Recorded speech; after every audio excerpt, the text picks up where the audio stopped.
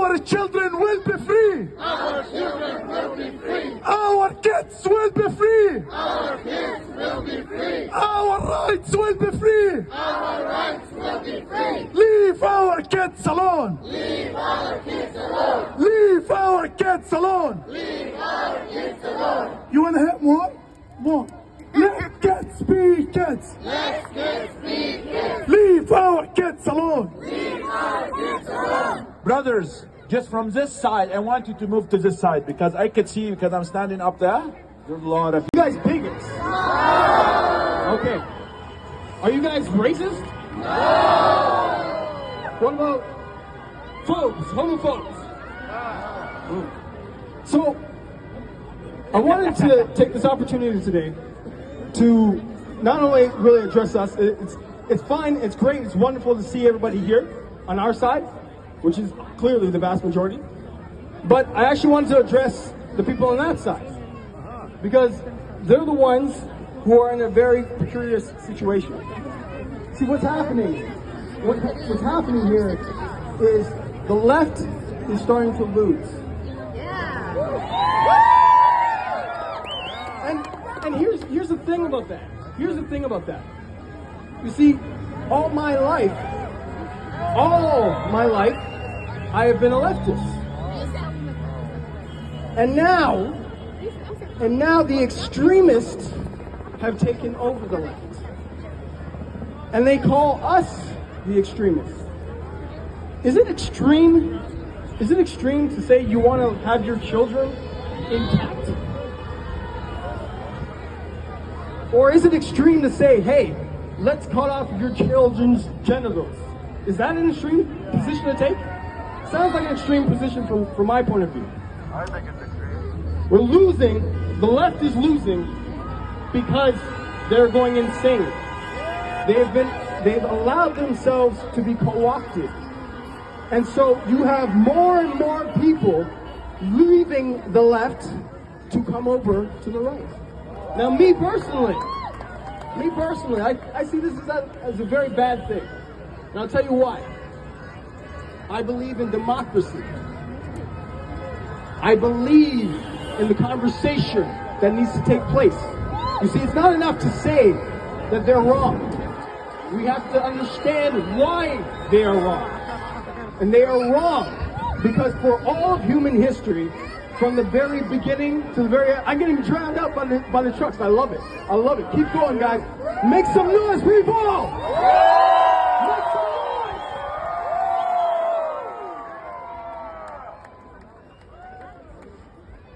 Okay.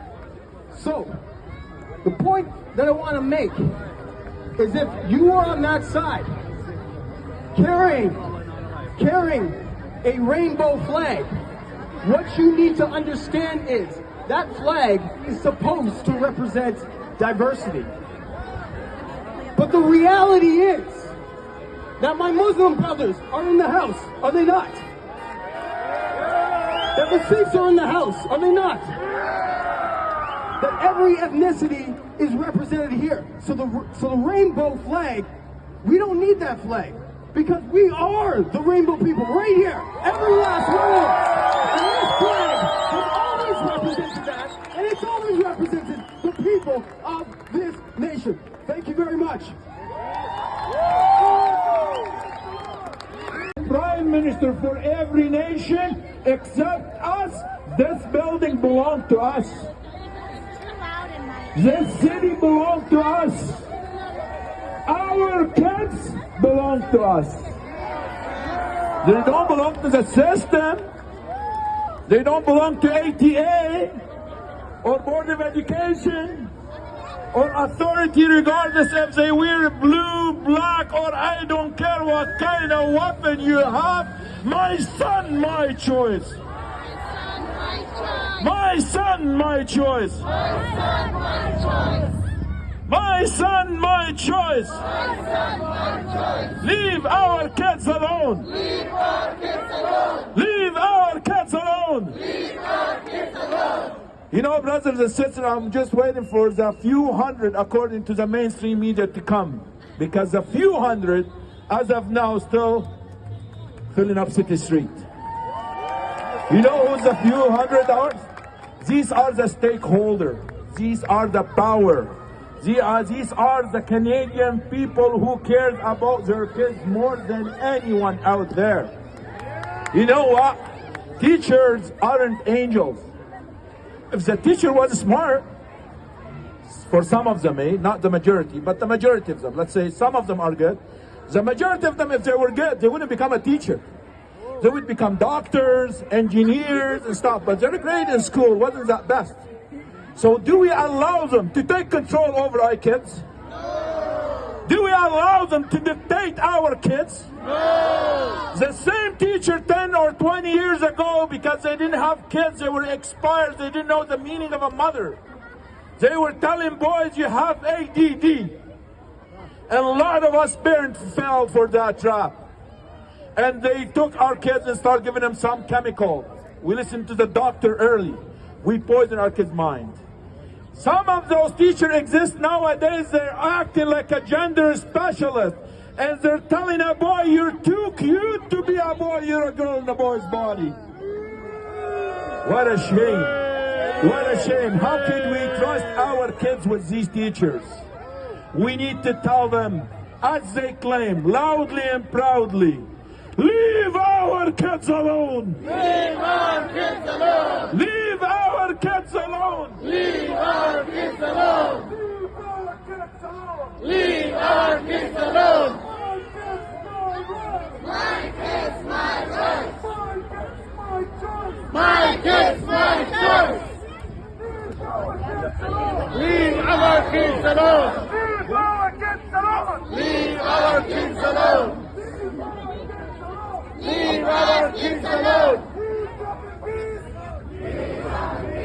We come in peace! We come in peace! Leave our kids alone! Leave our kids alone! Rebecca. Go. Let kids be kids! Let kids be kids! Let kids be kids! Let kids see it! My son, my rights! My son, my choice! My daughter, my rights! My daughter, my choice! Let kids be kids! Let kids see it! Justin Google, you will see! Go!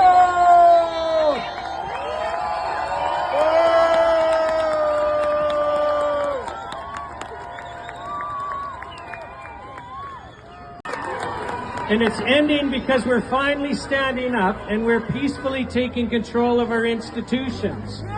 We need everyone here to start attending school board meetings.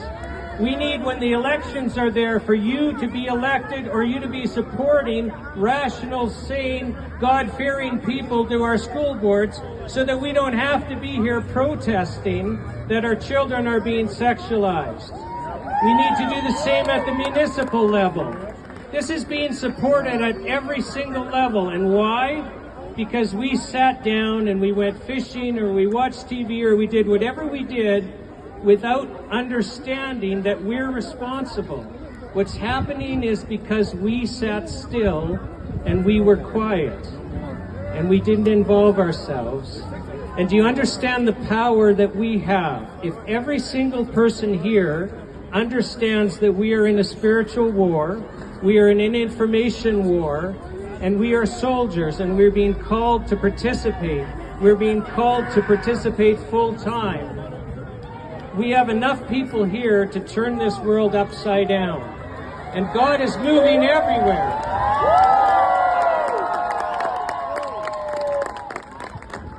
So number one, you are not alone and we are powerful. We're actually the majority, but we've been silent and we're going to be silent no more.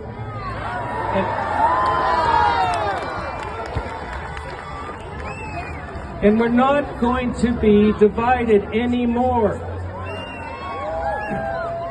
Look at who's here. We have people of all faith here. We're all the same. We're all brothers, and we all do not want this to happen, and we all need to take personal responsibility. That's the first thing to understand, is we're not here by accident. We're here because we didn't pay attention. It's not anyone else's fault, and this is why it's so powerful. It's because us understanding that we personally must be taking responsibility back. And that's why we're going to be successful, is because there's more of us than them, and we're right. That's the thing, is God is good. And He's calling His people back.